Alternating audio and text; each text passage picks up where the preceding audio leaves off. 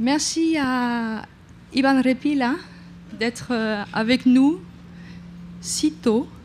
Merci à Georges Tiras qui assurera la traduction de l'entretien, d'être là si tôt. Et merci à vous d'être avec nous également si tôt. C'est un entretien, une rencontre qui sera très conviviale, très intéressante parce que, outre le fait que nous allons ensemble parler de Ivan Repila et avec Ivan Repila, nous avons la chance d'être avec 6 élèves grands de Cagnes du lycée Joffre qui ont travaillé le roman de Ivan Repila une bonne partie de l'année et vous lirons des extraits de romans à la fois en français et en espagnol. ¿Molesto? Bueno, Ivan, sí que tu as fait paraître ce premier livre en France qui s'appelle Le Puits, intitulé Le Puits aux éditions de Noël. C'est le tout premier livre qui nous permet de te découvrir. Tu vis à Bilbao. Tu es de Bilbao. Oui. Le Puits, c'est la traduction d'un roman qui n'a pas le même titre en espagnol. Le titre est El niño que robó el caballo de Attila. Un titre mystérieux qu'on va essayer aussi d'éclairer un peu. Ce livre qui est atterri un peu comme un ovni en France a été déclaré livre indispensable par Zoé Valdés. On verra effectivement en quoi ce certes petit livre paraît indispensable à découvrir. Ivan avait écrit un premier roman qui s'intitule Una Comedia Canalla, son premier roman qui n'est pas traduit en français et qui était très différent de ce que tu as écrit ici. Dans Le Puits. C'est un roman qui est très drôle, hilarant, qui mêle des personnages absolument burlesques. On a des mafieux, on a des Américains justiciers. Una Comedia Canalla a beaucoup de marijuana, beaucoup de rhum. C'est un roman un peu mêlant un peu le noir, de noir burlesque.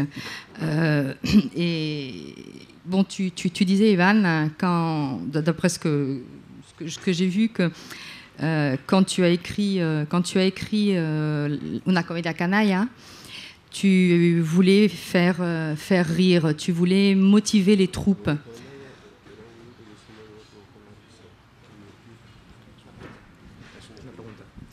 Es una pregunta, sí. Tu peux essayer de le confirmer ou pas. La Comedia Canalla tenía dos objetivos. Ce roman avait 2 objectifs. El primero era divertirme yo. Le premier était m'amuser moi. Y por lo tanto que se divirtiera un hipotético lector. Et puis par conséquent que puisse se divertir également un lecteur hypothétique. Y el segundo objetivo, que era igual el más importante. Et le second objectif, qui était sans doute le plus important, era escribir un libro que pudieran leer mis amigos. C'était d'écrire un livre que puissent lire mes amis. Porque mis amigos sabían mucho de ron, de marihuana, de droga, de coches. Parce que mes amis en savaient long sur le rhum, la marijuana, les voitures, etc. Pero leer no han leído nunca ningún libro. Mais en ce qui concerne la lecture, ils n'avaient jamais lu le moindre livre. Y yo tenía mucho interés en que leyeran un libro. Et j'étais très intéressé à les faire lire un livre. Escribí un libro en el que los personajes se llaman como mis amigos. Et j'ai donc écrit un livre dans lequel les personnages s'appellent comme mes amis. Esto fue en 2012. Ça date de 2012. Y mis amigos todavía no han leído el libro. Et mes amis n'ont toujours pas lu ce livre. Sí.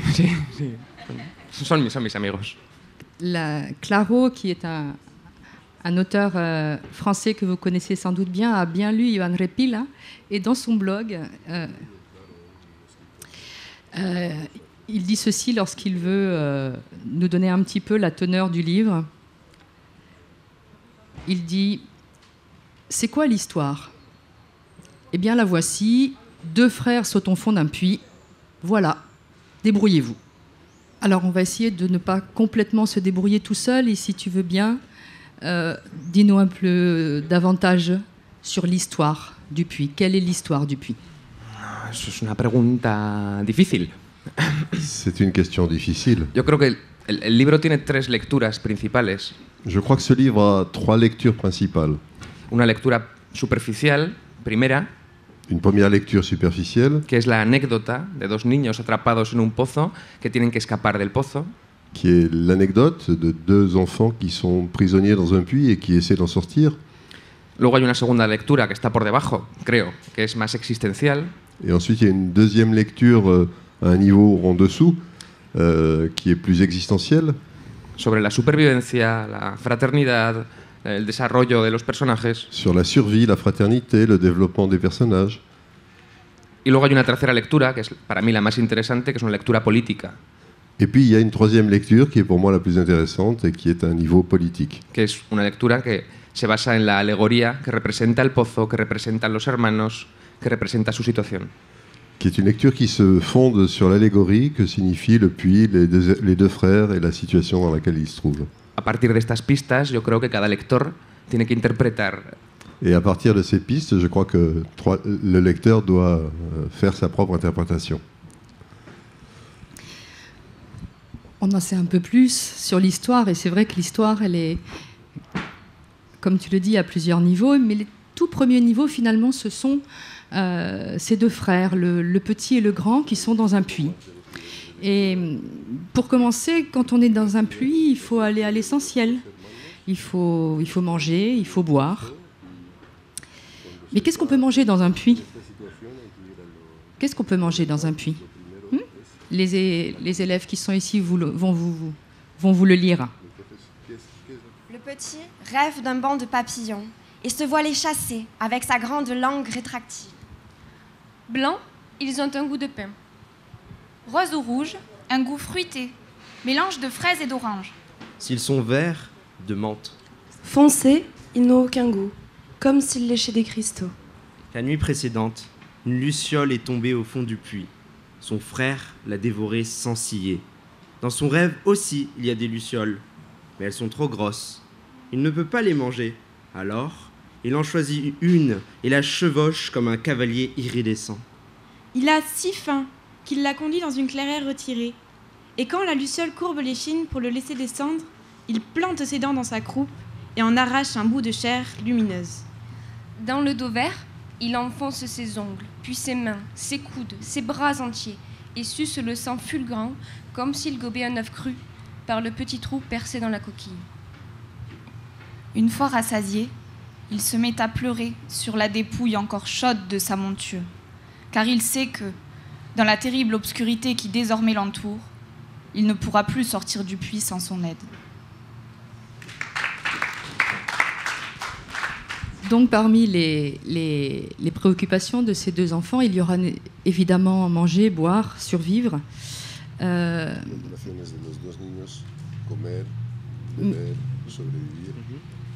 Mais évidemment, on se rend compte rapidement qu'il ne suffit pas de boire ou manger pour survivre. En fait, il faut peut-être, pour rester en vie, également parler.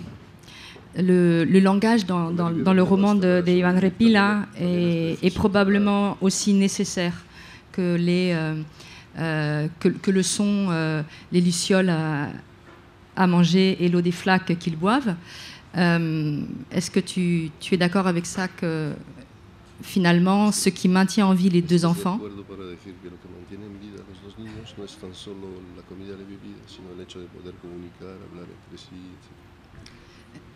ce qui maintient en vie les enfants, c'est le langage.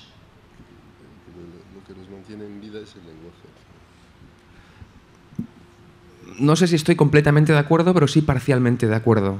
Je ne sais pas si je suis complètement d'accord ou partiellement d'accord avec toi. Yo creo que todo el proceso que viven los hermanos es importante comer, es importante beber. Je crois que tout le processus que vivent les deux frères est important. C'est important de manger, de boire. Pero también es cierto que los dos personajes sufren una evolución diferente. Mais il est vrai aussi que les deux personnages connaissent une évolution différente. El personaje del hermano mayor, grande, Le personnage du frère aîné, le grand, es una persona pragmática y decide tomar las riendas de la situación. c'est quelqu'un de pragmatique qui décide de prendre les rênes de la situation. Y con tomar las riendas me refiero a intentar encontrar una salida al pozo. Et quand je dis prendre les rênes, je veux dire par là essayer de trouver une sortie au puits. En ese sentido, no es un niño, no es un personaje muy comunicativo. Et de ce point de vue-là, c'est pas un personnage très communicatif. El hermano pequeño, sin embargo, sí que es más comunicativo. Et le petit frère, cependant, est beaucoup plus communicatif, lui. Y él sí que se da cuenta que el lenguaje forma parte de la supervivencia. Et lui, oui, il se rend compte que le langage fait partie de la survie. Lo que sucede es que su hermano no lo percibe igual. Ce qui se passe, c'est que son frère ne perçoit pas les choses de la même façon. Yo creo que para el hermano grande el lenguaje es simplemente una herramienta de comunicación. Il me semble que pour le frère aîné, le langage est simplement un outil de communication. Y en el hermano pequeño el lenguaje representa prácticamente la vida. Alors que pour le petit frère, le langage représente pratiquement la vie.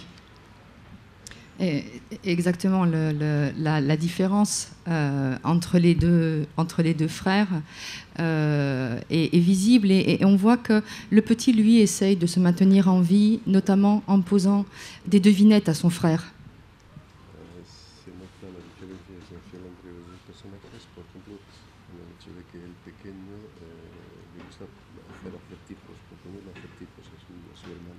Et ils se font des devinettes pour maintenir l'esprit lucide, pour...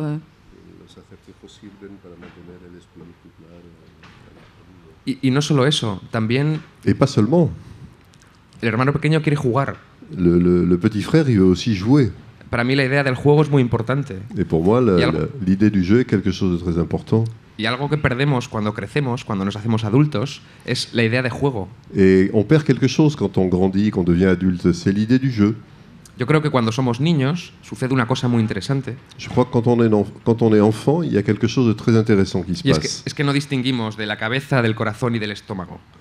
C'est que nous ne distinguons pas entre la tête, le cœur et l'estomac. Sí. Cuando somos adultos, a veces pensamos racionalmente y distinguimos el pensamiento racional del pensamiento, las corazonadas. Quand nous devenons adultes, nous pensons de façon rationnelle et nous faisons la différence entre la pensée rationnelle et la pensée émotionnelle. Pero yo creo que cuando somos niños, lo que pensamos y lo que sentimos no lo podemos distinguir. Mais je crois que quand on est enfant, ce que nous pensons, ce que nous ressentons, nous ne sommes pas capables de le distinguer. Y creo que está muy ligado con la idea de juego. Et je crois que tout ça est très lié à l'idée du jeu. Y el pequeño es el hermano pequeño. Todavía quiere conservar esa idea, ese espíritu infantil, ese espíritu, aunque luego, claro, cambia. Le petit, c'est le petit frère, c'est celui qui veut conserver cet esprit de jeu, cet esprit infantile. Après, les choses changent. Oui, justement, après, les choses changent. Comme tu dis, finalement, ils sont essentiellement un corps et c'est aussi un peu la dimension beckettienne. On a beaucoup dit que ta fable avait des dimensions très, très beckettiennes. Jordi Carillon, Éric Chevillard ont insisté sur cette dimension beckettienne et effectivement le corps et le langage sont très liés parce que justement le petit au début il peut jouer et puis ensuite son langage s'emballe et il commence à avoir des troubles du langage. On peut écouter un peu le petit quand il a ses troubles du langage. Avec ses bouchons d'argile dans les oreilles, le grand ne peut entendre les cris de son frère, mais sans les courants d'air changer de direction. Il se retourne. Le petit le regarde comme un fou en agitant les bras, la bouche désespérément ouverte. Le grand lève ses bouchons et l'entend dire « J'ai la gourépissarruc, j'ai la frette. J'ai la gourépissarruc, j'ai la frette. J'ai la gourépissarruc, j'ai la frette. J'ai la gourépissarruc, j'ai la frette. » Le grand ne comprend pas. Certain que son frère s'est remis à délirer, il s'apprête à remettre ses bouchons, mais le petit l'en empêche d'un geste brusque et, en hurlant, lui montre sa gorge de ses mains tremblantes. Tu rufan codo cause? Tu me rufan? J'ai la gour, moiré moriteri! Moriteri? Moriteri. Moriteri. Moriteri. L'impatience du petit en est un signe clair. Quelque chose ne va pas, et cela n'a rien d'un simple délire. Il semble souffrir d'un trouble du langage, comme lorsqu'on déchire une feuille de papier et qu'à l'heure d'en recoller les morceaux, il ne s'agit plus que d'un rectangle imparfait, une page difforme. Tumurto la garra pisocada, tumurto la freste. Rufas codio, ne rufas, tumurto la garra morare moriteri, moriteri.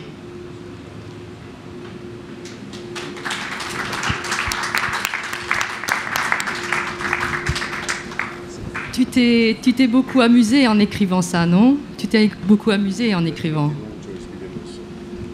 Sí, me he divertido, pero ha sido complicado. Oui, je me suis bien amusé, mais c'était compliqué quand même. Porque cuando yo escribí este capítulo, que para mí me parece fundamental, Parce que lorsque j'ai écrit ce chapitre qui me semble fondamental, porque este capítulo representa el despojamiento de una herencia política, social, antropológica, parce que ce chapitre représente le fait de se débarrasser d'un héritage anthropologique, politique, social. yo utilizo la metáfora de la pérdida del lenguaje y la recuperación del lenguaje J'utilise la métaphore de la perte du langage et la récupération de ce langage para representar el cambio interior del pequeño. pour représenter en quelque sorte la mutation intérieure du personnage. Pero cuando yo escribí este capítulo, yo quería que las frases que dice el hermano pequeño Mais lorsque j'ai écrit ce chapitre, je voulais que les phrases que dit le petit evocaran a frases que un lector pudiera percibir. évoquent des phrases que le lecteur soit capable de percevoir. Así que lo que yo hice fue escribir el texto normal Et donc ce que j'ai fait, ça a été d'écrire le texte de façon normale, y luego lo rompí. et puis ensuite j'ai tout cassé. Quiero decir, sintácticamente. D'un point de vue syntactique, je veux dire. Y eso fue difícil, fue encontrar las palabras adecuadas que yo preguntaba a mi mujer, a los amigos, ¿esto aquí a qué te recuerda? Et donc ça a été difficile de trouver les formes. Voilà, j'ai interrogé ma femme, mes amis, en leur demandant ce qu'il leur semblait du résultat. Et j'imagine pour la traductrice aussi, parce que là, c'est un véritable exploit aussi de traduction qu'a réalisé Margot Nguyen Béraud, qui est la traductrice du Puy. J'imagine que tu as travaillé un peu avec la traductrice? No. Non. Non, elle s'est débrouillée toute seule. Sí, me sorprendió, porque el libro se está traduciendo a muchos países y ahora mismo hay 4 traducciones. Oui, j'en ai été très surpris parce que le livre a fait l'objet de 4 traductions. Il y en a une qui est en cours actuellement. He trabajado mucho con la traductora inglesa. J'ai beaucoup travaillé avec la traductrice anglaise. He trabajado bastante con la holandesa. Pas mal avec la traductrice hollandaise. He trabajado poco con la italiana. Un peu avec la traductrice italienne. Y no conozco a la traductora francesa. Et je ne connais même pas la traductrice française. No. Quiero decir, seguro que hizo un buen trabajo. Je suis sûr qu'elle a fait un bon boulot. Pero no tuvo dudas, fue... Oui, c'est... No tuvo dudas. No me preguntó ninguna duda. Non, elle ne m'a pas interrogé. Visiblement, elle n'a eu aucun doute sur les mots, quoi. Sur les mots. La fable, elle est métaphorique. Elle est métaphorique à de nombreux niveaux. Et comme tu l'évoquais, elle est en particulier, bien sûr, métaphorique au niveau social.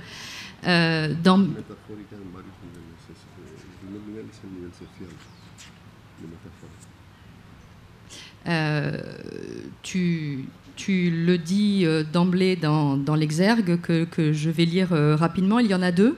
Dans un système de libre-échange et de libre marché, les pays pauvres et les gens pauvres ne sont pas pauvres parce que les autres sont riches.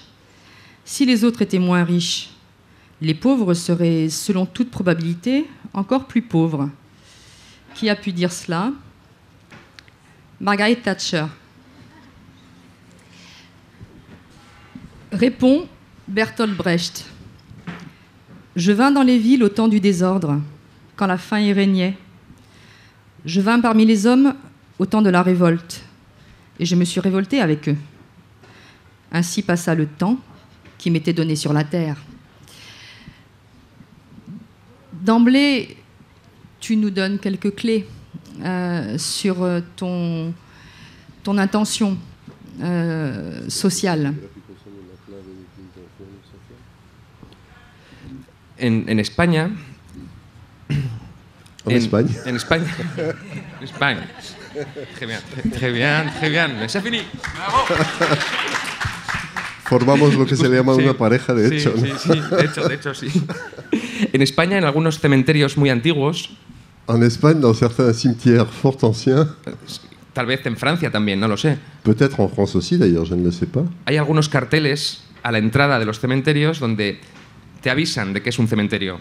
Il y a des panneaux à l'entrée des cimetières où justement on te prévient que c'est un cimetière. Y dicen, hay frases como, aquí yacerán tus huesos. Avec des phrases comme « Ici giseront tes os ». Que son como avisos. Bueno, yo creo que los textos epigráficos de este libro y de todos los libros contienen un poco esa clave. Et je crois que les textes épigraphiques de ce livre et de tous les livres offrent un peu ce genre de clé. Yo los concibo como una advertencia al lector. Je les conçois comme un avertissement au lecteur. Estoy intentando decirle, a partir de estos textos, ten cuidado con lo que vas a leer después. Et ce que j'essaie de lui dire, c'est, à partir de ces textes, c'est fais attention à ce que tu vas lire ensuite. Porque a veces cuando abres la puerta hay algo detrás. Parce que parfois, quand tu ouvres une porte, il y a quelque chose derrière. Donc finalement, tu es d'accord avec l'affirmation que ton livre, cette fable, c'est une métaphore de l'Espagne contemporaine. Ça a été écrit, ça a été dit. Non, je sais que tu n'es pas d'accord. Mais ça a été écrit dans les journaux, ça a été écrit par la critique. Sí, sí. Por eso que te lo digo. En primer lugar, es que me gusta mucho discutir. J'aime beaucoup discuter. Pero no es una metáfora de la crisis española. Mais ce livre n'est pas une métaphore de la crise espagnole. Es una metáfora de la crisis occidental. C'est une métaphore de la crise occidentale. Y si pensamos ridículamente que en Europa no estamos en crisis, yo creo que estamos equivocándonos. Et si nous pensons de façon ridicule qu'en Europe nous ne sommes pas en crise, on se trompe complètement. Hablo de Europa porque conozco bien Europa. Je parle de l'Europe parce que je connais bien l'Europe. Pero yo creo que Europa arrastra desde el siglo XX una crisis moral, una crisis de valores, una crisis de desigualdad que no hemos conseguido resolver. Je crois que l'Europe traîne depuis le XXe siècle une crise des valeurs, une crise morale, une crise éthique, une crise politique que nous ne sommes pas parvenus à résoudre. Creo que es fácil pensar en España porque soy español. C'est facile de penser à l'Espagne parce que je suis espagnol. Pero de verdad creo que este libro podría haberlo escrito un francés, un alemán, un inglés. Mais je crois vraiment que ce livre, il aurait pu être écrit par un Français, un Allemand, un Anglais. Y la idea de fondo yo creo que seguiría siendo la misma. Et l'idée de fond, je pense qu'elle serait la même dans tous les cas. Et oui, parfait, oui, bien sûr, et c'est bien pour ça que cette métaphore sociale, elle est parfaitement universelle et finalement liée à la métaphore existentielle. Qu'est-ce que tu en penses? Est-ce que tu penses que cette liaison est réelle dans ton livre? Cuando uno termina un libro, en realidad el libro ya no le pertenece y las interpretaciones son muy distintas dependiendo del lector y de la experiencia del lector. Quand un écrivain termine un livre, eh bien ce livre ne lui appartient plus et donc les interprétations sont celles du lecteur, de chaque lecteur. Ayer comentaba con los compañeros que han estado leyendo. Hier, je faisais ce commentaire avec les camarades qui ont lu les textes. Que en una tertulia, en una reunión, en un festival, no recuerdo exactamente dónde, una mujer me dijo que para ella el libro era clarísimamente una metáfora del proceso de enfermedad y curación de una persona. Dans un festival, un salon, une rencontre, je ne me souviens plus exactement dans quelles circonstances, mais une femme est venue me dire que le livre pour elle était l'exacte métaphore d'une maladie et de sa guérison. Ella había estado enferma y después había leído mi libro. Cette femme avait été malade et puis ensuite elle avait lu ce livre. Yo lo único que pude hacer fue abrazarla y decirle que claro, que desde luego que... Et la seule chose que j'ai pu faire, ça a été de la prendre dans mes bras et de lui dire oui, bien sûr.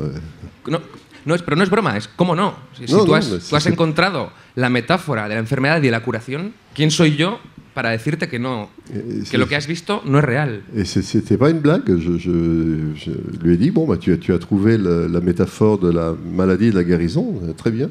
Entonces sí, la parte sociopolítica existe, pero yo creo que está muy ligada a la parte existencial. Somos animales políticos, somos animales sociales. Et la dimension sociopolitique existe, mais effectivement, elle est très liée à la dimension existentielle. Nous sommes des animaux ¿Somos animal de qué tipo? Sociales. Nous sommes, En España. nous sommes des animaux sociaux. Es muy temprano. C'est très très tôt. Y me está dando el sol en los ojos. Yo ya... Me está cociendo el cerebro. C'est très tôt une rencontre à cette heure-ci, et puis en plus on a le soleil qui nous chauffe le cerveau. On va te laisser te reposer un tout petit peu alors et on va écouter à nouveau ta poésie parce que finalement ce qui nous sauve aussi dans cette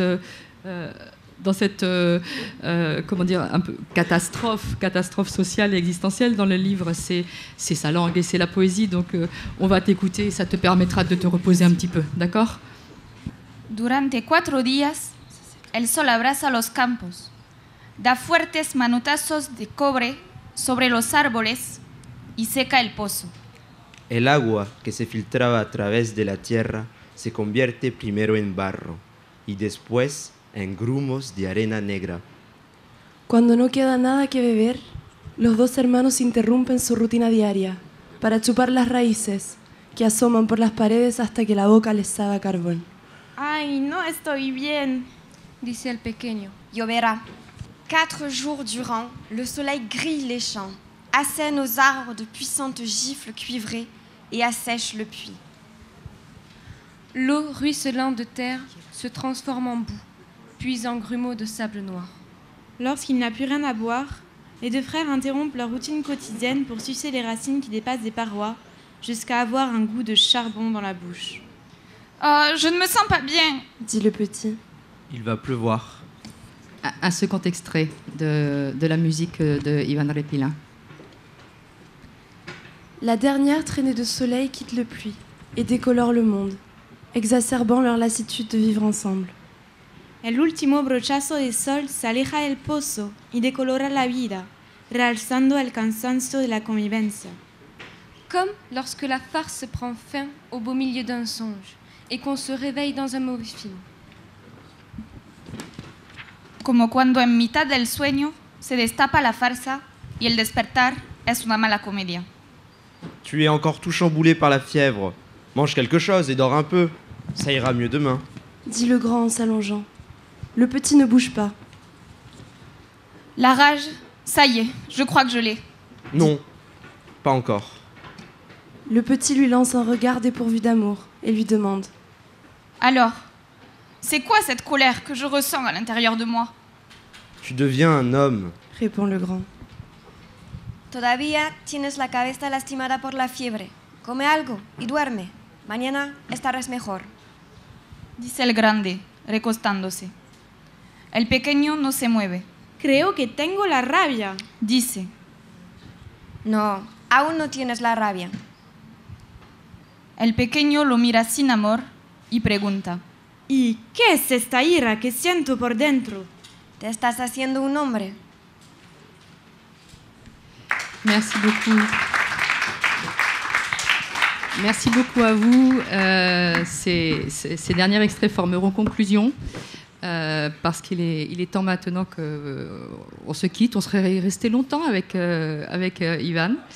Vous pourrez bien sûr le retrouver sur les stands de la comédie.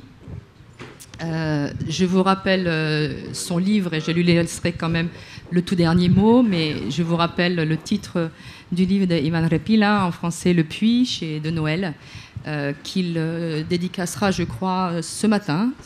Pour quelle raison l'éditeur français a changé le titre espagnol? Moi, je ne le sais pas et je ne l'ai pas lu dans la critique. Ivan le sait, alors il va nous dire pourquoi le titre. Effectivement, peut-être tu peux à la fois nous dire pourquoi les Français ont changé le titre et nous donner quelques toutes petites clés sur le titre espagnol qui est. Tu vas nous le rappeler. Bueno, el título español está sacado de un capítulo del libro. Le titre espagnol est extrait d'un chapitre du livre. Y no lo elegí yo, lo eligió mi editor, porque yo soy muy malo poniendo títulos. Et c'est pas moi qui l'ai choisi, c'est l'éditeur espagnol qui l'avait choisi. En el caso de la edición francesa, los editores franceses me explicaron que en una reunión comercial los comerciales habían decidido que el título español no era suficientemente comercial. Et en ce qui concerne le titre français, on m'a expliqué que lors d'une réunion commerciale, les commerciaux de la maison d'édition avaient décidé que le titre espagnol n'était pas vendeur, donc il fallait le changer. El libro en Francia está funcionando muy bien, por lo tanto tenían razón. Et le livre en France marche bien, et donc les commerciaux avaient raison. Les commerciaux ont toujours raison. No voy a decir nada. Peut-être. Non, si tu vas, s'il te plaît, dis-nous juste quelques mots sur le titre espagnol, tout simplement ce qui signifie. Qui est l'enfant? Qui est l'enfant qui a volé le cheval d'Attila dans le livre? Bueno, en el libro es el hermano pequeño. Dans le roman, c'est le petit frère. Por lo tanto, somos nosotros. Et donc, par conséquent, c'est nous tous. Merci, Ivan. Merci. Merci à vous. Et merci à Georges pour son excellente traduction.